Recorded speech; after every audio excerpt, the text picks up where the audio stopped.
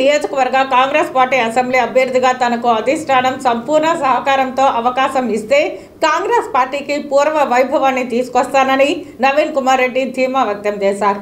తిరుపతి ప్రజలు ఎంతో సౌమ్యులు, విద్యావంతులు, వ్యాపారస్తులు. నగర ప్రజలంతా కోరుకునేది ఒక్కటే, రౌడీయిజం, భూ కబ్జాలు, అవినీతి, అక్రమాలు ఆధ్యాత్మిక నగరంలో వినపడకూడదు, కనపడకూడదు అని.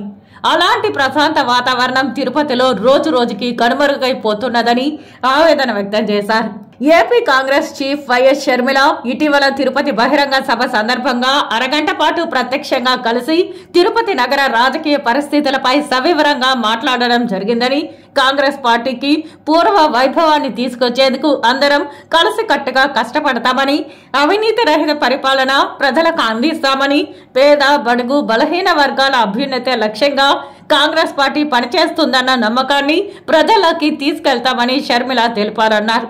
తిరుపతి ప్రజల ఆకాంక్షను నెరవేర్చేందుకు స్థానికునిగా, రాజకీయ నేపథ్యం గల కుటుంబం నుంచి వచ్చిన వ్యక్తిగా ఆధ్యాత్మిక నగరంలోని అన్ని వర్గాల ప్రజలతో కుల మతాలకు, ప్రాంతాలకు అతీతంగా తన దృష్టికి వచ్చిన సమస్యలను అధికారుల దృష్టికి తీసుకెళ్తూ టీటీడీలో జరుగుతున్న అధర్మ పరిపాలనపై రాజీలేని పోరాటం చేస్తూ నిస్వార్థంగా ప్రజాసేవ చేస్తున్నానని కాంగ్రెస్ హైకమాండ్ కు నవీన్ కుమార్ రెడ్డి వివరించారు. రాష్ట్రంలో కాంగ్రెస్ పార్టీకి పూర్వ వైభవం రావాలంటే నిజాయితీ కలిగిన, సీనియారిటీ కలిగిన వ్యక్తులకు కాంగ్రెస్ పార్టీ టికెట్లు ఇచ్చి ఇందిరమ్మ రాజ్యాన్ని ఏపీలో తీసుకురావాలని హైకమాండ్ కు నవీన్ కుమార్ రెడ్డి విజ్ఞప్తి చేశారు.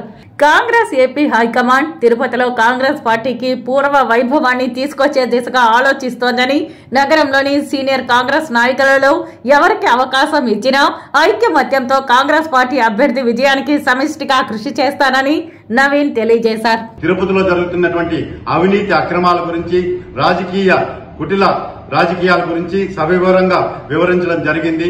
వారు ఒకటే స్పష్టంగా తెలియజేశారు, నాతో పాటు కాంగ్రెస్ శ్రేణులకంతా, ఎందుకంటే తిరుపతిలో సీనియర్ కాంగ్రెస్ నాయకులు ఉన్నారు, వీరంతా కూడా ఐకమత్యంతో పనిచేయాలి. రాష్ట్రంలో తిరిగి కాంగ్రెస్ పార్టీ పూర్వ వైభవం సంతరించుకోవాలంటే మనమంతా కూడా సమిష్టిగా పనిచేయాలని చెప్పి సూచించడం జరిగింది. అందులో భాగంగా నేను ఒకటే విజ్ఞప్తి చేస్తున్న హైకమాండ్ కి, తిరుపతిలో ఎవరైతే కాంగ్రెస్ పార్టీకి మొదటి నుంచి పనిచేస్తున్నారో సీనియర్ కాంగ్రెస్ నాయకులు ఉన్నారు, నిజాయితీతో నిబద్ధతతో పనిచేస్తున్న నాయకులకి ఇక్కడ అసెంబ్లీ ఎమ్మెల్యే అభ్యర్థిగా అవకాశం ఇవ్వండి. నాకు ఇచ్చినా సరే, లేదా సీనియర్ కాంగ్రెస్ నాయకులకి ఎవరికైనా సరే మీరు అవకాశం ఇస్తే అందరూ కూడా సమిష్టిగా కలిసి పనిచేసి కాంగ్రెస్ పార్టీకి పూర్వ వైభవాన్ని తీసుకొచ్చేందుకు ప్రజల్లోకి వెళ్తాము అని హామీ ఇవ్వడం కూడా జరిగింది.